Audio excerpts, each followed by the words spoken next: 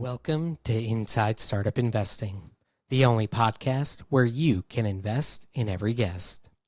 On this episode, I will be speaking with the co-founder and CEO of Solsten, Joe Schaeppi. As a reminder, if you like what you hear on today's episode, you can invest in Solsten on Start Engine, regardless of whether or not you are accredited, with a minimum investment of $300 until March 9th, 2026. Not a day goes by these days where you don't read a headline about AI reshaping this industry or that. And it's not surprising to hear that AI is reinventing the marketing industry too. But Solsten, a marketing AI company at face value, is doing a lot more than just helping companies optimize ad copy and imagery.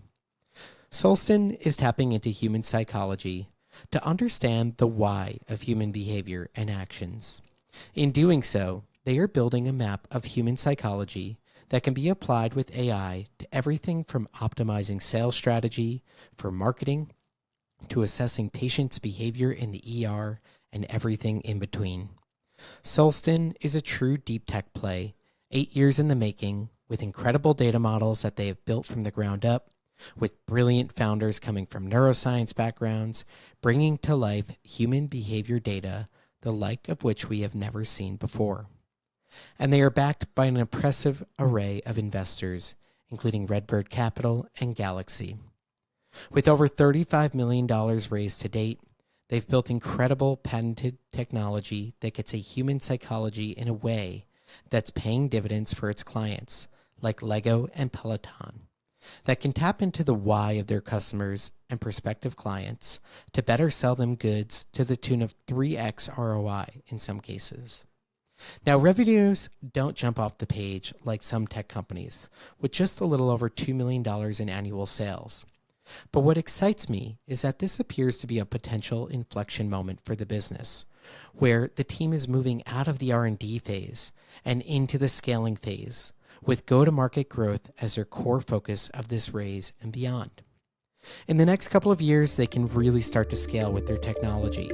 The opportunities to raise large quantities of capital to grow far beyond just a marketing tech platform will be at their doorstep to pursue. So let's tune in as we hear from Joseph on how the past 8 years are all leading to this moment to really take the business to the next level.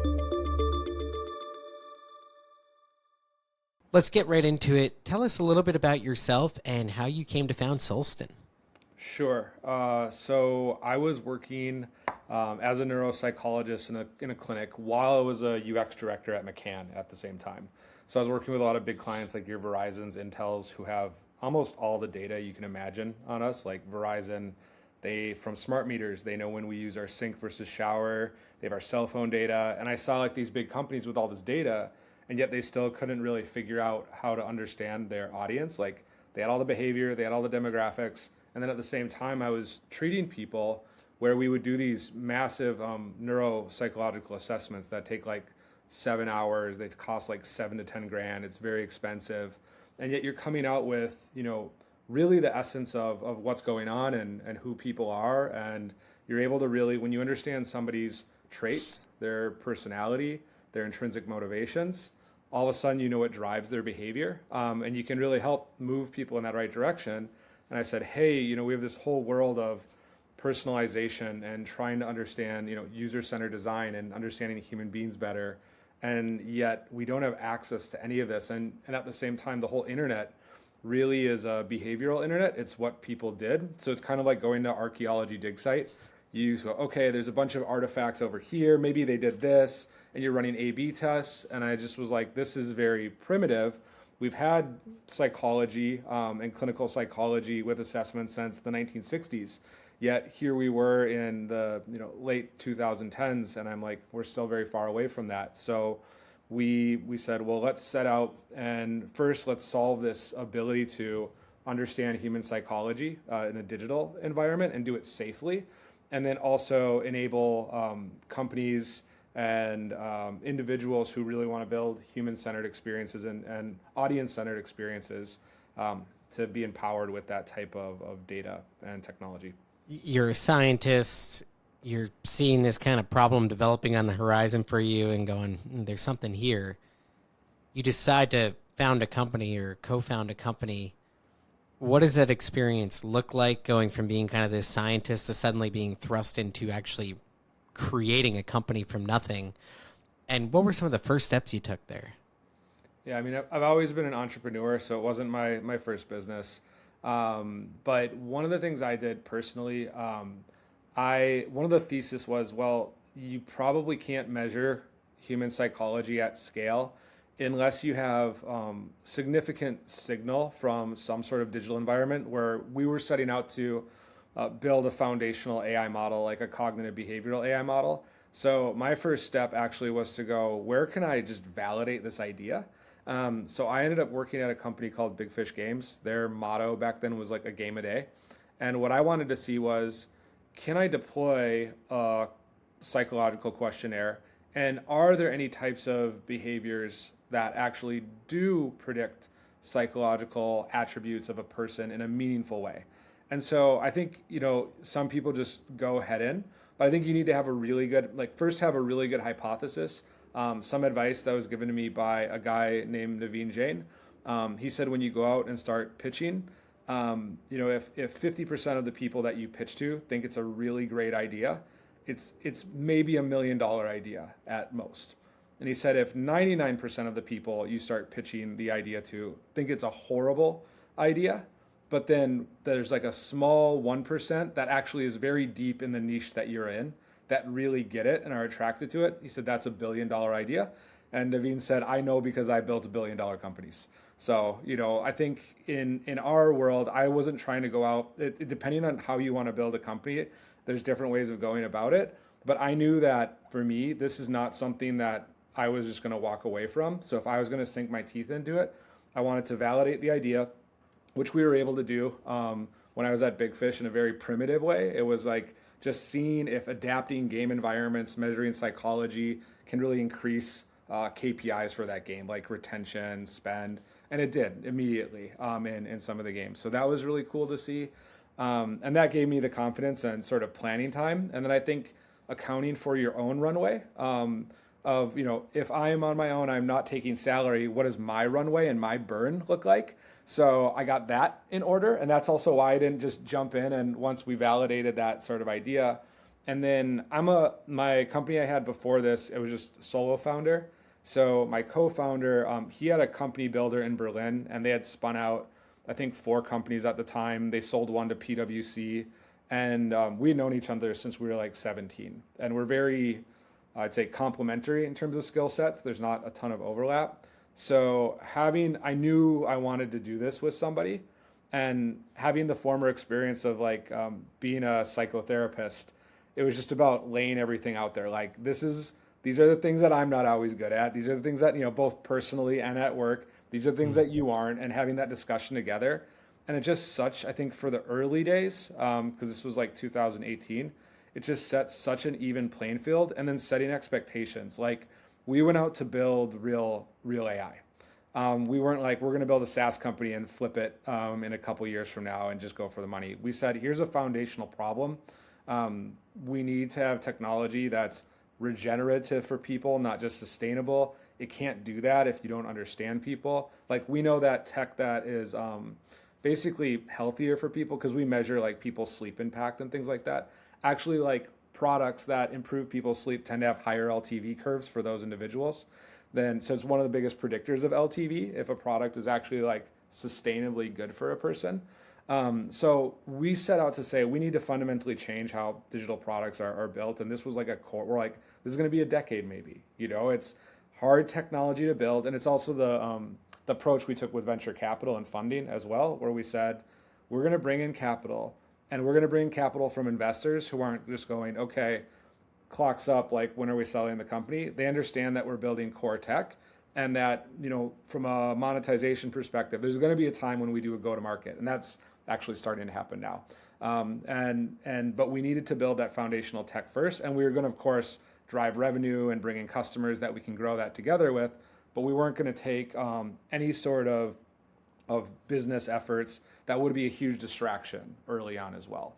So having all those sort of things agreed on, I think, early on, it makes it so much easier and more transparent. And the reason why I did it this way this time is because I'd learned the hard way other times where you just jump in and it's a friend and you go, let's go for it. And then all that stuff comes out later on in the times when you absolutely don't want to be having those sort of or conversations. So yeah, that was kind of like the prep phase. And then we really looked at the talent first. So we knew we were building foundational AI for human psychology and understanding psychology.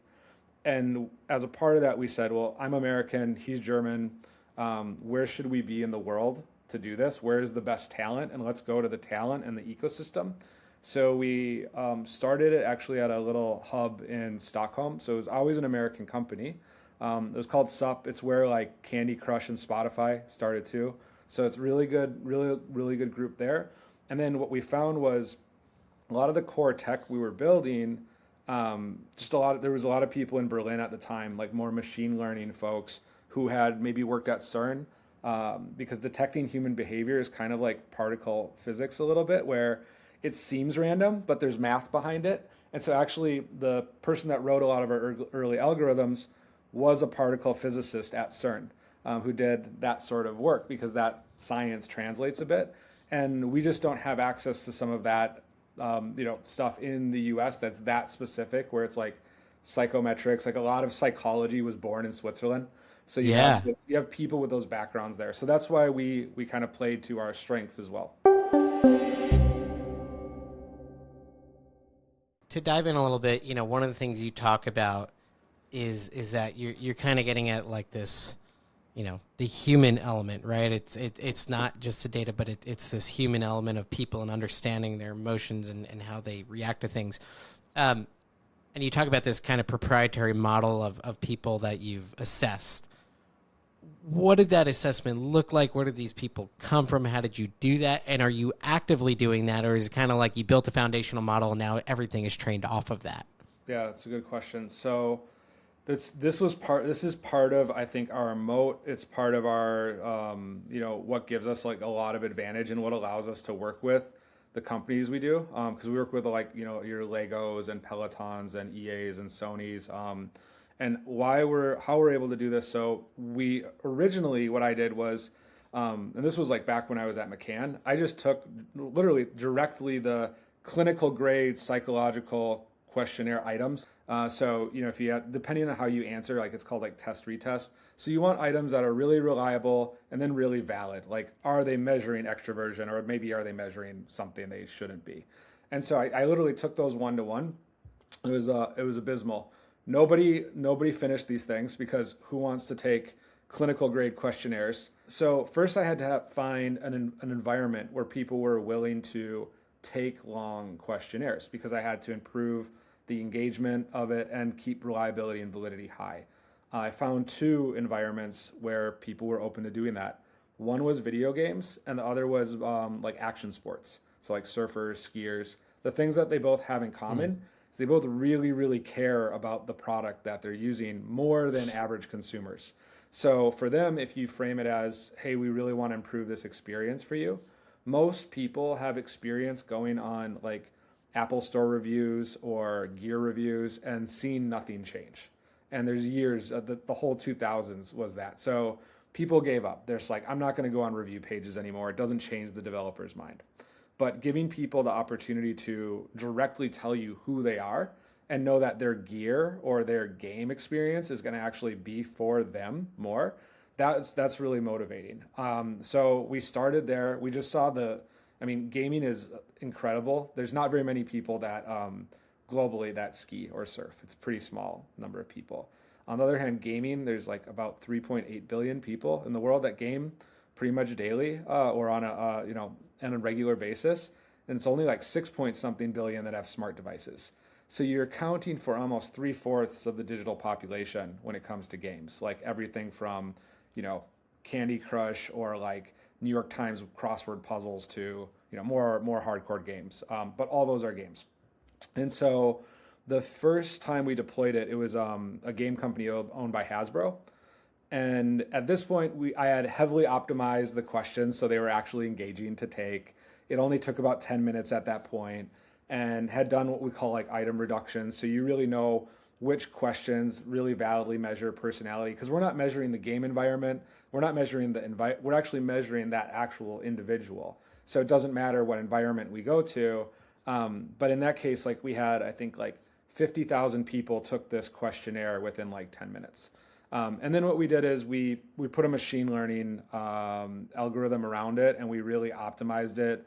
We added different languages. It's in Japanese, it's in Chinese, but it's kind of like if you've taken the ACT or SAT, how it'll change questions based on what you're doing. This does the same thing, but for your personality or for your values, like all the different cognitive things we're measuring. So if you start to go a certain direction, and it knows if you're lying, it knows if you're like trying to be a little bit more positive about like maybe biasing towards, you wanting to look like a good person, and maybe you're not as much of a good person, but it learns all those things. And then what we do is we take, so the people that took the questionnaire, then all the people that didn't take it, we look, and it's all anonymous. So it's first off, it's triple opt-in to take it to begin with. So we're like very, very, I would say German about making sure users know, like there's three, because most people don't read things. So we're like, there's 3 times where we go through the opt-in, and then 0 personal data is collected in terms of identity. So we never ever know who the person is,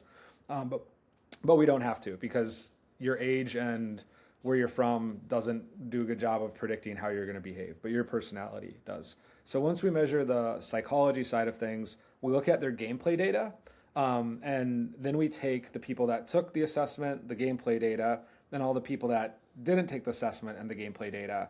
And that's where we're able to start predicting traits. So like your base got destroyed, you rebuilt it very quickly. Maybe in this game, it's because you're resilient. It's a marker of that. In another game, maybe it means you're more competitive as a person. So we're able to take those markers and kind of like, most people are familiar with large language models now, like that form of AI. Like we're definitely in a LLM bubble, but I don't think we're in an AI bubble. Those are 2 different things. But on the LLM side, it's like you need a lot of text and a lot of text within different contexts to be able to create a large language model.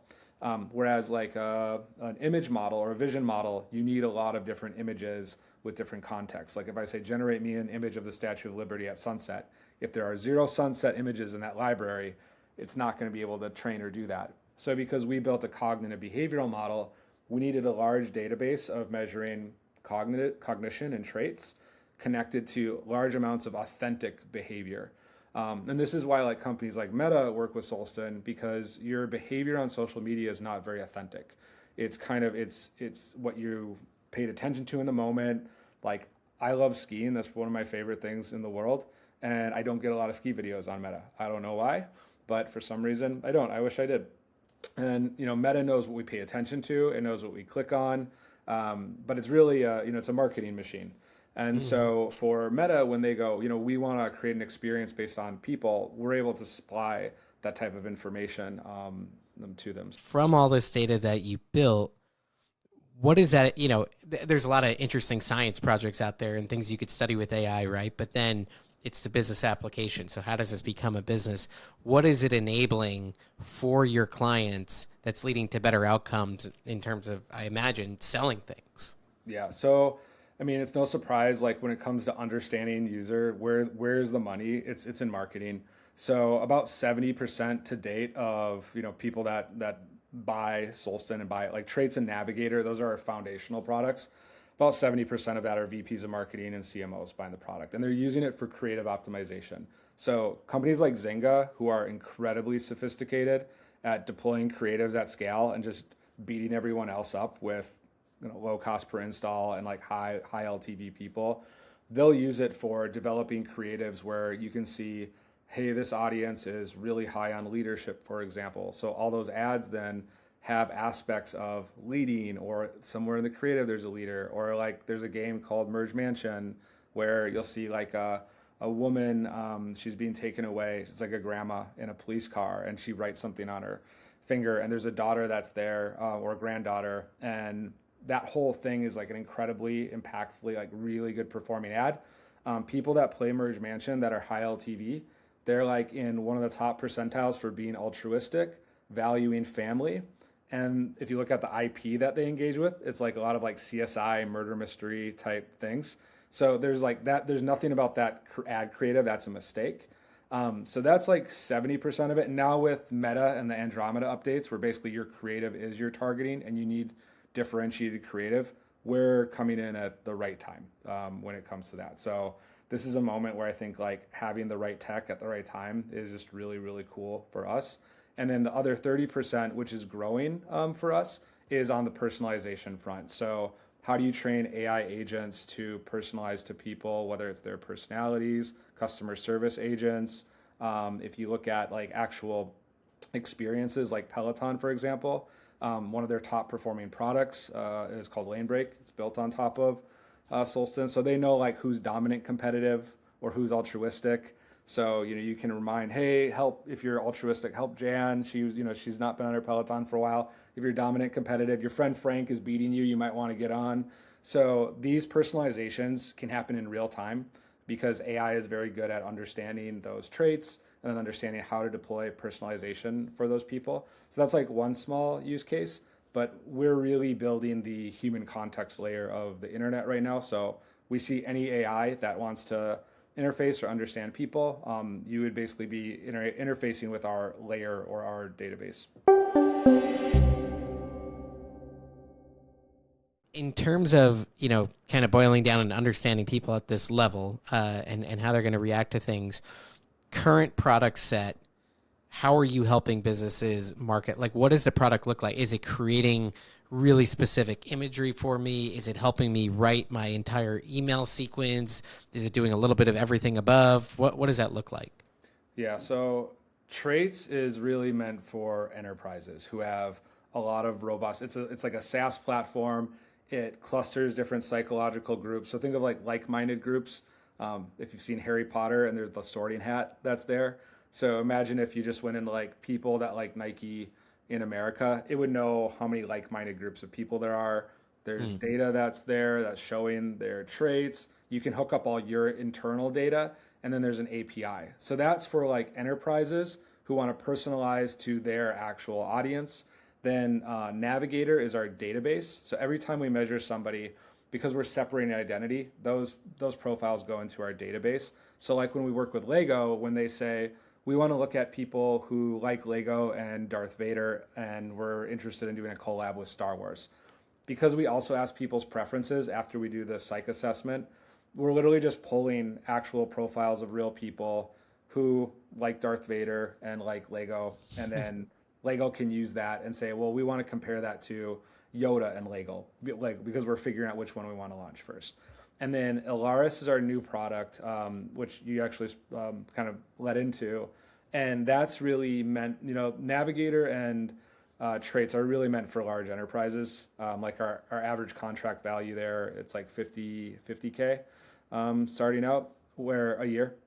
Where Alaris starts out, I think we just launched the free version.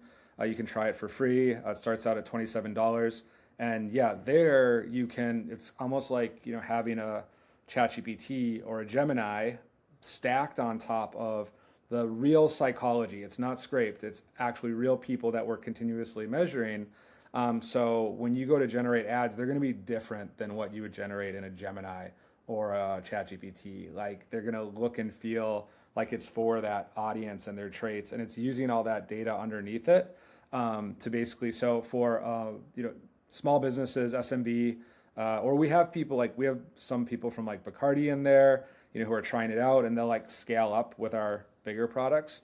But to get started, like it's super cool. Like we're just looking at some people using it today, and there's a bunch of people coming in there right now to write like fan fiction, and they can go into their audiences and do character develop, and it knows the psychology of that specific type of reader. You can put in like, here's a book that I'm trying to go after and their audience, and it uses that. And then a lot of people use it to build ads for Meta. Like that's a key use case.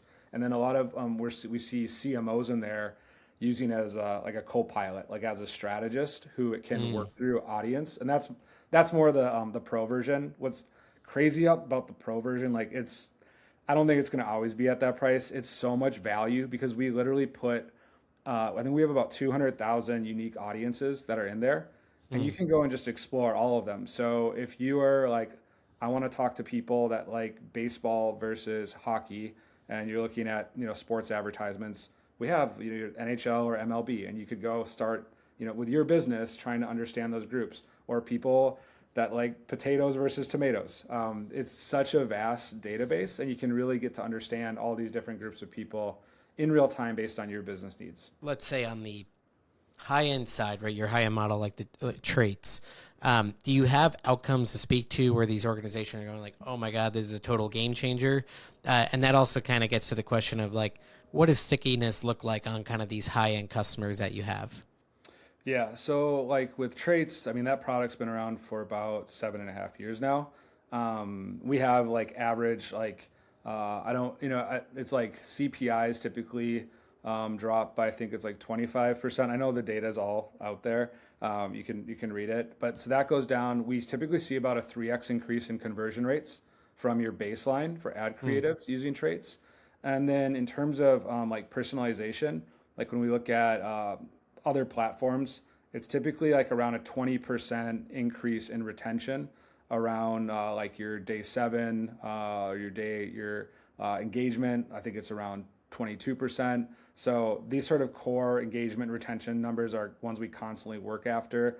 And I think for companies that are launching products when it comes to Navigator, because Navigator is really used for market expansion if you're like going into new markets, or you're building a new product where you need to, you don't have an audience yet, but you're getting one.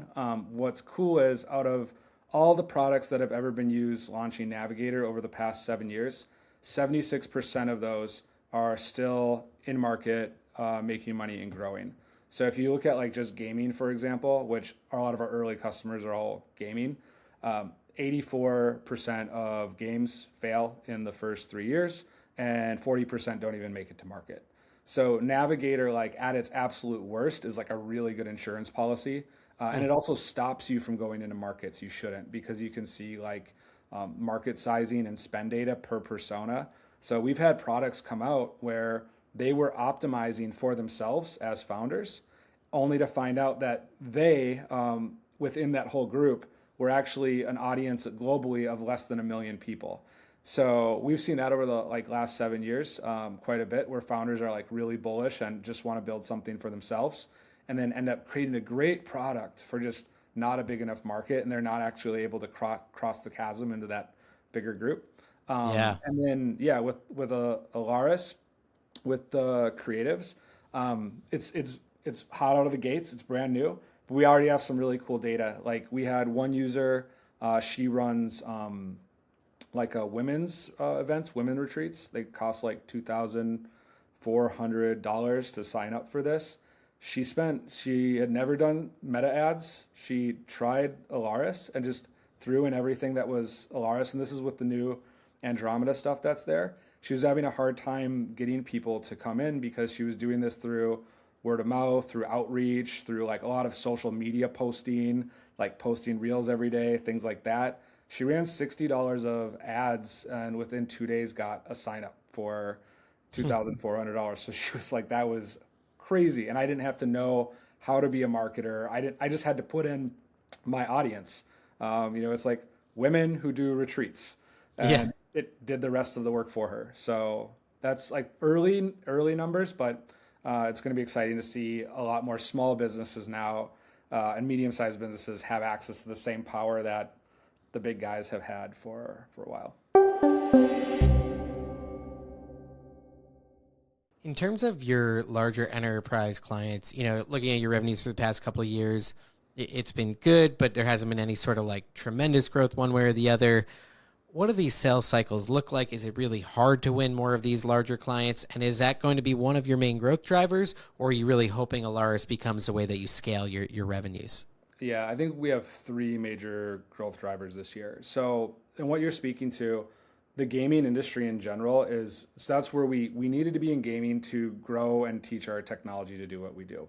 The gaming industry is an incredibly volatile industry. When we started this, maybe back to your first question, everyone I talked to was like, don't be a service provider in gaming. And it's a high risk, high reward game. If you can do it and get escape velocity, that's what NVIDIA did. They went to gaming first because gamers use GPUs more heavily than anyone else. And it worked, they got out. But there's a graveyard as well. So it's a high risk thing to do. When we look at our net revenue retention and our growth with like our non-gaming customers, like a Peloton or a DraftKings, like that's been very stable and continuously growing, as well as our largest enterprise customers. Like I can't speak to some of the deals because these are like publicly traded companies, but some of the bigger gaming companies we work with, we're talking seven-figure deals now. So like way more than what we had done historically in the past. And I think just in all honesty, all of our budget and the majority of it was placed towards R&D over the last 7 years. Like this is, I think, one of the things, like we built deep tech, we built something very, very real. And now, it's going to be changing and switching more to a go-to-market motion. So one, we do see expanding outside of gaming is absolutely a massive opportunity for us. And we have the ability to do that now. Like the same sort of prediction stuff we can do in gaming, we can do it with a DraftKings now. We couldn't do that 2 years ago or 3 years ago. Like the fidelity of data outside of gaming combined with the full data asset we had wasn't rich enough to really do it in a way that was like, we had to learn. Our AI had to get better. So that opportunity is open for us. And we're now starting to talk to everything from like some of the big hotel brands to insurance companies to like, bigger other tech companies. So there's a lot of opportunity there. Then we see the next growth driver is Alaris, which those two are related. Because if you start using Alaris and you graduate into the pro version, and then you want like more enterprise seats, which we've already signed up 2 companies on who want more enterprise seats for Alaris. That's just starting like right now because we literally just launched the thing. And then what's going to happen with Alaris is we're in negotiations with a couple of our current customers who they want Alaris for all of their employees to basically be able to interact with our traits data that we measure within their product. So it's basically like an enterprise safe AI that they can use at an enterprise level, which I think is hugely advantageous because that's not what ChatGPT is. It's one of the questions I'll get sometimes from like, I was talking to Samsung the other week, that like, is this safe because we can't use ChatGPT? And that's sort of one of our models because we've been data privacy first and enterprise first for this whole time. Making sure large enterprises have access to basically have conversations with their audiences in real time and work off them. And the third growth layer where we think that this is really where the potential is and where we're fulfilling our initial vision and what we're getting to is our human context layer.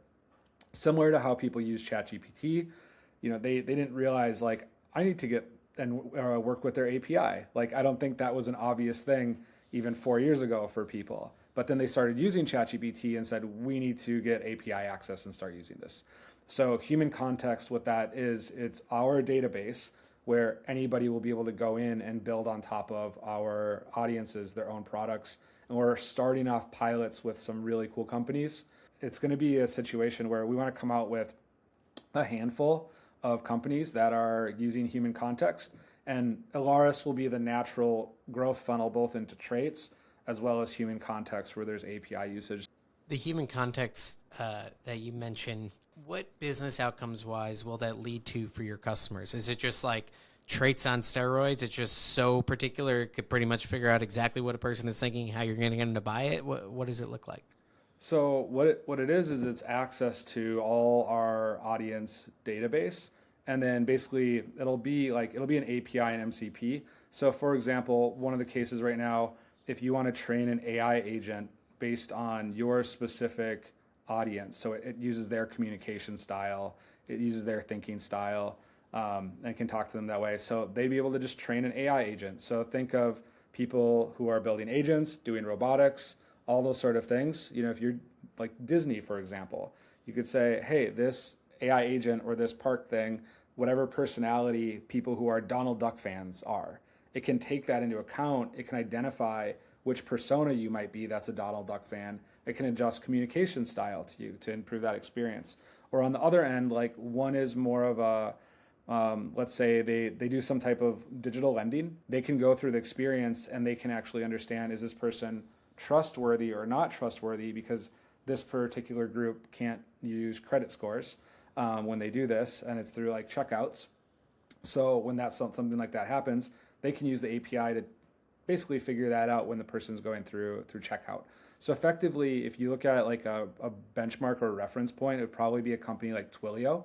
If you look at all the different personalization cases you run through like a Twilio API, the difference is here is it's actually using our data stack and our data asset to hook up your AI or your personalization system to your specific audience or the audience you're going after. So it might be a competitor too. Like if you have a bot that does messaging to a competitor's audience to help, get them into your product or convert them, it'll understand the psychology of that audience, which typically companies, they might say, well, we know our audience pretty well, which that's iffy. But the ones that don't have hubris know like you can always go that layer deeper. But then what most companies don't have is who is my competitor, and it's usually a very short-sighted view. So we believe from an internet perspective, with AI continuing to grow, just the need for just boil down its resonance. Like people are tired of fake experiences online. They're tired of being marketed to because of their age and demographic. And they're tired of like basically having stuff that, it feels insincere. So how do we increase brand trust? How do we, allow you to speak to your customers? And what's cool is AI is actually really good at understanding psychology. It's just psychology is very, very nuanced and very hard to measure accurately. So we do that part at scale so that people can build experiences. When you think about end outcome for this business, you're kind of hitting on like, we have all this powerful data and we're going beyond what anyone else has been able to measure and think about and whatnot. Is this just a marketing company at the end, marketing, AI tech company, or do you see some grander vision beyond that? Or is it just a massive marketing tech company? I'd love to understand your thoughts on where this goes. Yeah, I mean, I didn't found Solsten to build a marketing company. Really, the thesis was that how do you improve human awareness at scale? And awareness is effectively one of our most short-sighted things we all have as human beings. Like if you look at the potential of a person, the potential of an organization, it's typically limited to their levels of awareness. And that's the case in therapy, it's the case in founders. And so if you want to increase awareness at scale, the number one way to become more aware is to understand yourself better. And the best way to understand yourself better is through psychology. It's very inaccessible. Like people can't go out and just drop $7,000 to take neuropsych evals. Thank God pilots have to do it every 2 years. So they're one of the few populations. But there's very few populations in like the US, for example, that just go through that. So two, games are really cool in that they adapt, they change, they evolve, and play is probably one of the best teachers in the world. It's why we as kids play to learn. And so if you add, game environments or digital environments that have more experience and are fun and have play, if we look at the digital world today and the gaming world, they are merging right now. They are coming together. There are more and more brands trying to figure out how do I get attention, because an ad happens like this, a product placement or a billboard happens like that. People stay in games and will interact for a long time if you have an IP in that game, for example. So these worlds are merging. And the thesis was that that's going to happen no matter what. Like our whole digital world is going to become more experiential because people want that and they're willing to pay for it, especially where information's commoditized and knowledge is commoditized with AI ramping up. People still will pay for experiences. So, and games are hands down digitally, like Gen Z, the number one platforms they share information now, it's not TikTok or it's games. That's like that generation is getting older. So those two things are coming together. And we said, well, if technology is equipped with a human-centered way to make, if you can't measure it, you can't improve it. So we have to be able to measure it. And if you have a human-centered way to optimize experiences based on psychology, you can go from where we're at today, which most technology today is not sustainable. Meaning like if you spend enough time on social media, you're going to feel drained afterwards. You're not going to be like, oh yeah, that was like a nice spa day. In the middle would be sustainable. Like, it's maybe like reading Reuters or something. It's like very bland middle level, but kind of an honest take. And it's like, I didn't get anything from it, but it didn't drain me. where we want to get to from a tech perspective is to regenerative technology, where you leave the tech feeling like you got more than you left it. And there are games that do that today, like full stop. Like there's so much data out there on this. And so there are games where people play these games and we measure this stuff, and people they get better sleep. They have less anxiety. They have better social lives. It's just incredible what that can do. And so we basically said, we want to start here. We're capitalists, where we need money to fund this. The number one use case where there's massive product market fit for this type of data is in marketing. We have some patents on digital therapeutics, for example. So one of the visions for this company is, hey, could you take Angry Birds, for example, and when a person's going to the hospital or ER, they can play Angry Birds, and the psych assessment comes through Angry Birds, and the doctors get that on the other side. Right now, it's like over 80% of ER visits in the US have a mental health component to them. So that would be massive, just like something like that. And we've already done some conversations with Charité, who's the largest research hospital in Berlin, in Germany. So there's really interesting opportunities there. That was where we see this going. The first part of this, though, is being able to show there's extreme market value and market fit, and then expanding from there. I'll give you the last word for those investors who are on the line. They're not sure yet. What do you want them to know? What do you want them to hear? Most people might not agree with this, but if something isn't making the world better, I don't think it's actually an investment. Like, it may make you a personal return. But this is one of those topics where from the outside you go, ooh, human psychology, this is happening either way. Like this, as we're talking, companies are going to need to do this. And all the companies we work with, like whether it's like a Meta or, Sony, are so far away from this because if you got hit as a Facebook customer with take a 50 question questionnaire and tell me about your personality, most people won't do it. So I think, for any investor that's out there that might be on the fence or is interested in this category, we as founders have been doing this for, I think, the last 8 years if we didn't really believe in it. And a lot of our investors as well. I think that's maybe something that makes us a little unique here. We have some really cool institutional investors that have really poured, a lot of thought into this. And one reason why we went the route of crowdfunding just now, this is one slice of the current round. So we already have money in this current round coming in from funds that's not through the crowdfunding space. We're new at this. So I think for this, we believe in this idea of like investimers. We think it's really cool. And we just haven't had the opportunity to do something like this before because we didn't have products that were more, let's say SMB. It was just enterprise. So now that we're going more SMB, where we really want to bring in people who are interested in investing, also interested in, whether it's bringing it into your business or being a part of this journey is what's exciting, I think, to us.